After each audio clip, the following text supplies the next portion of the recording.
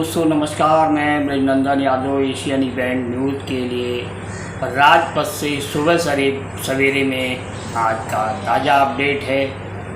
ताज़े अपडेट में है कि वित्त मंत्री निर्मला सीतारमण ने 8 किस्तों में कारोबारियों को सुविधाएं देने के लिए और अर्थव्यवस्था को पटरी पर लाने के लिए फिर 6.29 करोड़ के पैकेज का ऐलान किया है। उसमें सबसे ज़्यादा जोर जो है वो मुख्य रूप से 25 लाख व्यापारियों को कर्ज देने पर दिया गया है। गौरतलब है पिछले साल कोरोना की पहली लहर में भी करीब 3 लाख के पैकेज का भी और अन्य सुविधाओं के साथ कर्ज का ऐलान किया गया था, लेकिन पता नहीं कितने लोगों को कर्ज मिला या नहीं मिला।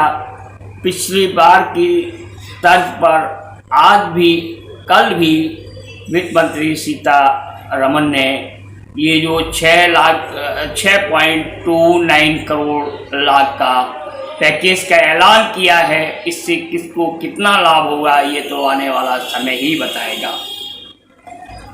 ट्विटर ने भारत का गलत नक्शा अपने यहाँ पोस्ट कर दिया था, जिस पर भारत सरकार ने ऐतराज़ जताया। उसके बाद में ट्विटर ने उस नक्शे को हटा दिया है। यूपीएससी की परीक्षा में एक चांस और मिला करता था। अब एक चांस के लिए सुप्रीम कोर्ट में याचिका लगाई गई थी। उस याचिका को सुप्रीम कोर्ट ने खारिज कर दिया है। इसका मतलब एक ही रह गया है कि अब आपको केवल यूपीएससी की संघ लोक सेवा आयोग की परीक्षा में केवल एक ही बार मौका मिलेगा। और रेलवे अपनी खाली पड़ी हुई ज़मीन को इस्तेमाल करेगा। पूरे देश के अंदर रेलवे की कितनी ज़मीन खाली पड़ी है, कितनी ज़मीन नहीं पड़ी है, कहाँ कितनी ज़मीन का इस्तेमाल करेगा, इसकी वो रेलवे अपनी पैमाइश कराएगा। टोटल उसकी कितनी ज़मीन खाली पड़ी हुई है उसका व्यवसायीकरण रेलवे करेगा। अब दिल्ली एनसीआर की खबरों की तरफ रुख करते हैं।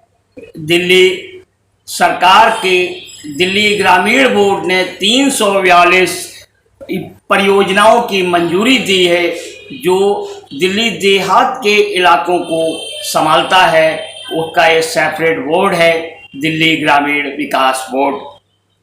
एम्स में आग लगी है। एम्स में लगी हुई आग से 10 घंटे तक वहां इमरजेंसी सेवाएं ठप रहीं। और दिल्ली सरकार ने स्वास्थ्य सहायकों की भर्ती की और उसकी पहली बटालियन आ गई है, जो कि कितनी खरी उतरेगी और उसकी ट्रेनिंग शुरू हो गई है। स्कूलों के वार्षिक शुल्क पर रोक नहीं हो। स्कूलों के वार्षिक शुल्क पर कोई रोक नहीं होगी, उनको वार्षिक शुल्क देना पड़ेगा। इस तरीके से एक अदालत ने ये टिप्पणी की। और दिल्ली सरकार के अंदर ओबीसी कमीशन के चेयरमैन के साथ साथ राज्य ओबीसी कमीशन का मेंबर हैं एक जितेंद्र चौधरी, उनको मेंबर भी बनाया गया है। खासकर यहाँ दिल्ली सरकार का जो ओबीसी कमीशन है वो केवल यहाँ के गुर्जर समुदाय पर ही निर्भर करता है, क्योंकि दिल्ली सरकार गौरतलब है दिल्ली सरकार में ज़्यादातर ओबीसी कमीशन के मेंबर और ओबीसी चेयरमैन वगैरह सारे गुर्जर समुदाय से ही लोग हैं। अब हम चलते हैं राज्यों से राज्यों की तरफ रुख करते हैं। राज्यों के रुख में पश्चिम बंगाल की मुख्यमंत्री ममता बनर्जी ने राज्यपाल जगदीप धनखड़ पर बहुत बड़ा हमला बोला है और कहा है ये राज्यपाल एक भ्रष्ट व्यक्ति है, जैन हवाला घोटाले कांड में फंसा हुआ है। इसका नाम जैन हवाला घोटाले कांड में है। वहीं जगदीप धनखड़ ने भी तुरंत अपनी सफाई दी, नहीं मेरा नाम जैन हवाला कांड में नहीं है। लेकिन अब उनका नाम आने की बात कही जा रही है, तो ये एक गंभीर मामला है राज्यपाल के खिलाफ। अब उत्तराखंड की तरफ चलते हैं। उत्तराखंड में उत्तराखंड के अंदर कांग्रेस जो है विधायक दल के नेता के नाम पर कोशिश कर रही है। किस नेता का नाम होना चाहिए? उत्तर प्रदेश में चुनाव, विधानसभा चुनाव की सुगबुगाहट शुरू हो गई है। उस सुगबुगाहट को लेके उज्ज्वला गैस की योजना थी, उसका तीसरा चरण शुरू हो गया है। जो लोग बचे हुए थे उनको भी उज्ज्वला योजना दी जाएगी। अब पिछली बार उज्ज्वला योजना से तो लाभ हुआ है, लेकिन इस बार बदली हुई परिस्थितियों में उज्ज्वला योजना से क्या लाभ होता है ये तो आने वाला समय ही बताएगा। अब हम लोग फाइनेंस की तरफ रुख करते हैं।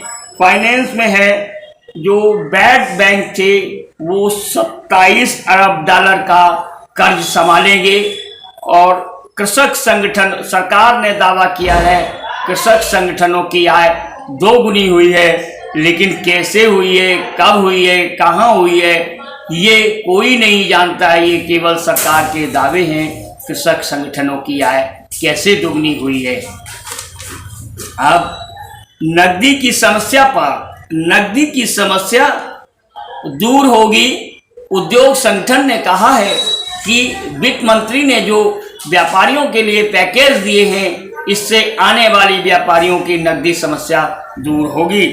और निर्यात के, भारत सरकार निर्यात के लिए एक आक्रामक नीति अपना रही है। आज के सुबह सवेरे के अपडेट में इतना ही है। आपका स्वागत है। मैं आशा करता हूँ एशियन इवेंट न्यूज़ के प्रोग्राम सुबह सवेरे में आपका समर्थन और नैतिक समर्थन मिलता रहेगा।